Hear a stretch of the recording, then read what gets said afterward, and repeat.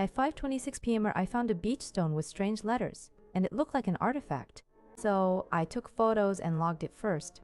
First check was the engraving. I measured about 1 millimeter depth with a card edge. The macro shot showed uniform V-shaped grooves like a modern tool. I still double-checked against natural patterns using a note with 3 common rock textures, but these marks repeated in exact groups of 4, which felt too structured. So I transcribed all 24 symbols and even kept the 2 dot separators. When I removed spaces, they paired up like hex, 2 characters at a time.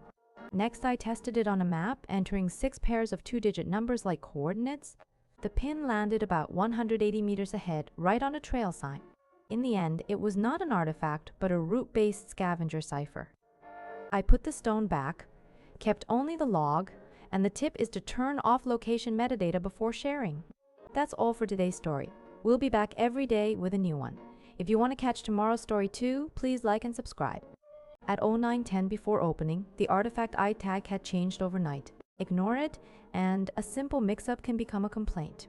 I started with yesterday's proof, and the photo file name showed 1842.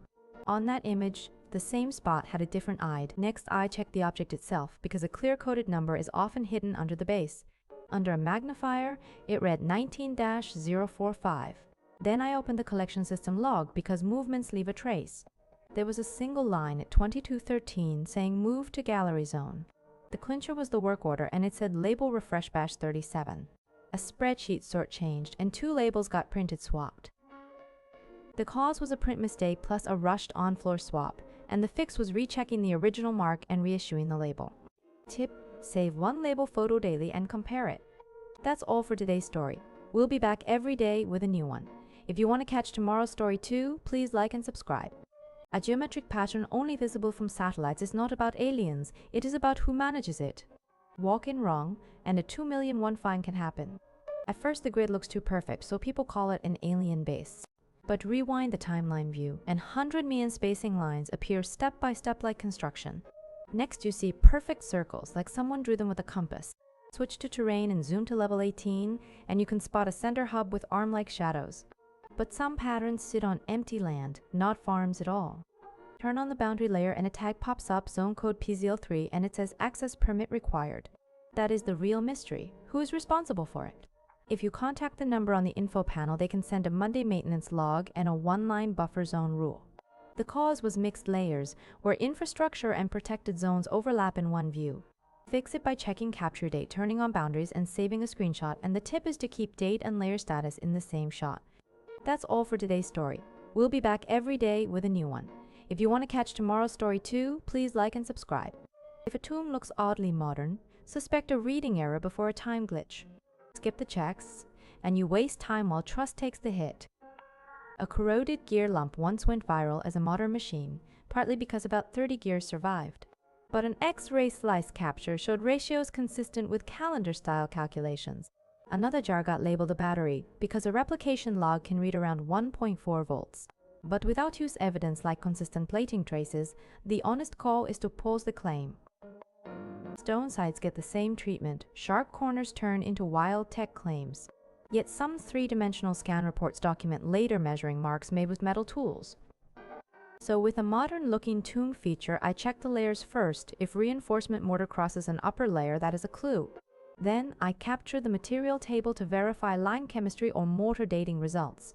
In the end, the cause is mistaking later repairs for an original feature, and the fix is cross-checking phase notes with the material table. One tip: capture the page number and the table title in the same shot. That's all for today's story. We'll be back every day with a new one. If you want to catch tomorrow's story too, please like and subscribe. A claim says unreadable text is not a language but a catalog code. And if you do not verify it, scams and false conclusions get easier. For example, there is an illustrated book dated around 1404 to 1438, and about 240 pages still survive. The verification step is simple. Capture about 20 lines that start with a star mark. Then, count how often the same position repeats. The result is telling. It looks less like sentences and more like item headers, and the frequent clusters change by illustration section. Another case is a clay disc about 16 centimeters wide. It uses 45 stamp signs, repeated 242 times in total. The cause is assuming every pattern is language, and the fix is checking symbol variety and placement rules first before chasing translations. That's all for today's story. We'll be back every day with a new one. If you want to catch tomorrow's story too, please like and subscribe. Glass shards showing up in desert sounds natural, but it still feels risky. If the source is unclear, you might bring home something you should not touch. The first theory is impact glass from a meteor strike.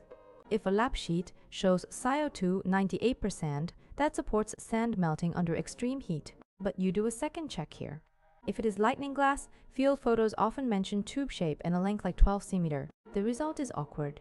My piece is a thin, sharp shard, but lightning glass is usually a tube or a clump, so the shapes do not match. Then you consider a human-made heat source. If a card shows a date like 1945-77, 16, or a reading like 012, it makes the whole thing feel even worse. Here is why it never fully settles. There are multiple possible causes, and without field context you cannot close the case, so you log a grid location and save 2 photos. That's all for today's story. We'll be back every day with a new one. If you want to catch tomorrow's story too, please like and subscribe. A temple shadow that lines up only on a specific date is engineering, not faith. If you skip checking, it is easy to get fooled by stage type. First clue, the beam reaches the inner room only twice a year. The check is simple. Capture the sunrise direction at the entrance and save it as Feb 22. Second, a 19-meter passage gets lit for just 17 minutes along the floor. The check is to fill in the roof gap and keep the on-screen timestamp 0742 in frame. Third, a staircase shadow looks like a moving serpent only around Mar 20. Verify it by shooting 2 days in a row at 1805 and counting 7 linked triangles. Now the doubt, if it is luck, it should look similar every day. So compare angle logs from the same spot. If it shifts from 114.6 to 112.9 in 1 week, intent becomes likely.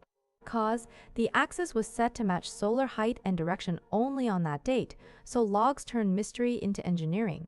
One tip, write date plus azimuth in one line and store all captures in one folder. That's all for today's story. We'll be back every day with a new one. If you want to catch tomorrow's story too, please like and subscribe.